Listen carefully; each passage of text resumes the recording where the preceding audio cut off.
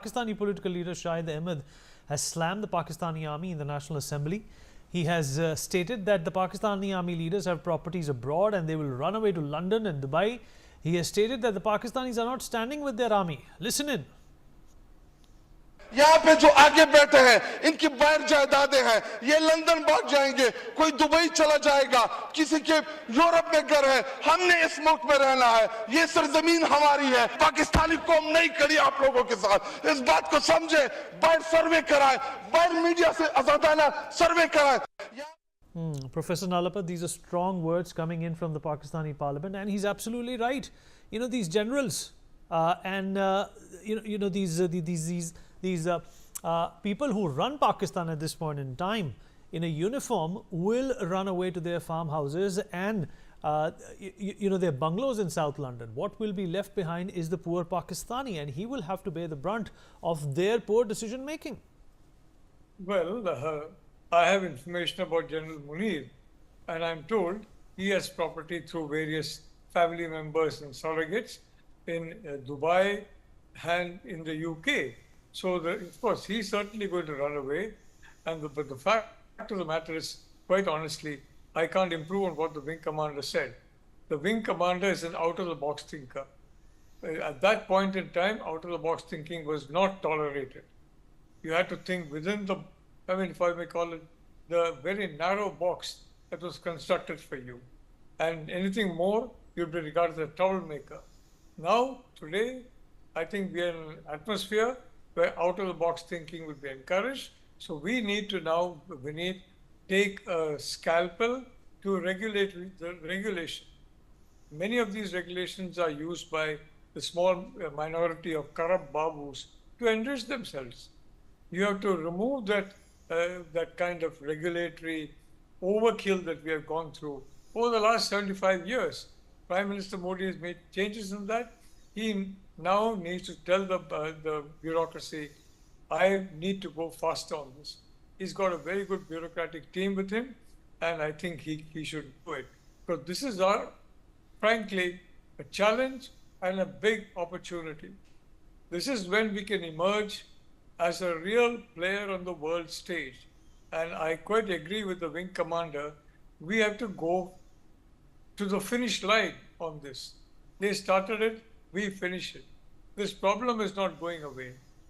And the issues that have been, mistakes that have been made in the past are still with us. Those issues have to be rectified. And frankly, in this situation, where the whole country is rallied behind the Prime Minister, and the Prime Minister, basically, this will define the 2029 election. The attack on Pahalgam, the cowardly nature, and the manner in which, I'm sorry to say, even the United Nations has taken out some paragraphs or deference to China paragraphs, but the paragraphs are factually correct. They should not have been taken out. And these people don't represent the great religion of Islam. They represent a radical fringe. So what the resolution states is basically, no, they represent the whole of the religion, which is completely untrue. So I want to say one thing, Vineet. This time around, frankly, it's now or never. It's absolutely now or never. As far as Prime Minister Modi is concerned, this is going to define the entire trajectory of his stint as Prime Minister.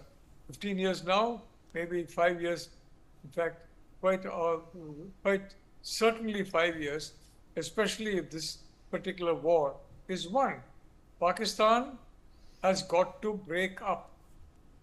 Pakistan is a mythic entity. It has no basis in keeping together. And the people in Pakistan have to be given freedom. Balochis, the Sindhis, the Pashtuns. Pashtuns are very restive. Look across the border at the Taliban and see where their fire is directed. It's not in India, frankly. So I would like to say, Vineet, it's now or never for Bharat. And in Prime Minister Modi, we have a perfect leader for Bharat, and I'm quite certain he will not let the people of Bharat down, all the people of Bharat. Whatever the religion you belong to, whatever the region you belong to, whatever language you speak, whatever foods you like, We are all one Bharat, and I can assure you, I don't believe this Prime Minister will disappoint that one Bharat that is pinning so much of hope on this one man. Thank you, Vinny. Absolutely, sir. Pramit, the Prime Minister has, changed things. I'm taking a leaf out of what Professor Nalapat said. We never reacted this way, and Pakistan was not even expecting us to react this way. And this is something that has bled India for decades now. They have gotten away with murder time and again. They have, targeted our soldiers and our civilians at the LOC as well. But now Pakistan is actually realizing that, the cost of nurturing and breeding terrorists is very, very high.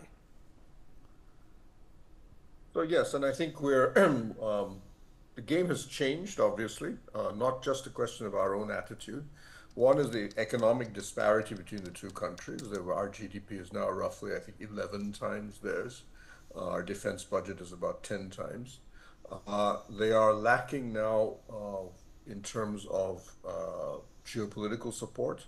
I think after the Balakot strike, it was noticeable that of their four traditional backers, the US, Saudi Arabia, UAE, and China, three of them basically supported India, said India had the right of response. And China, their by far most powerful strategic ally, basically stayed neutral. They said, we don't want to get involved. You people work this out yourself. And then on top of that, especially since 9/11, but overall there is increasingly less and less tolerance for the use of terrorism as a form of asymmetric warfare.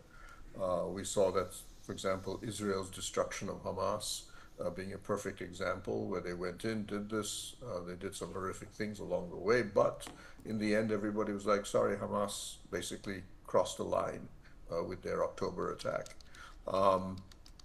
And then I should add that for Pakistan, the raison d'etre they had for constantly attacking India, which is Kashmir. The political situation in Kashmir's dynamics have completely changed. Since 2016, the Indian government has been slowly realizing that even Sunni Kashmiris in the valley have no interest in Pakistan. They do not see that as a model. Some may prefer autonomy or independence, but they do not see union in Pakistan as something that they have any interest in. And Modi, with 2019, rides on that, if you wish, by beginning the process of making Kashmir, Indian Kashmir, a normal state in the Union. And with the last elections, and the election of a party that supports the concept of statehood, Pakistan really has no role to play in Kashmir. So then what exactly are they fighting over here with India? Nothing.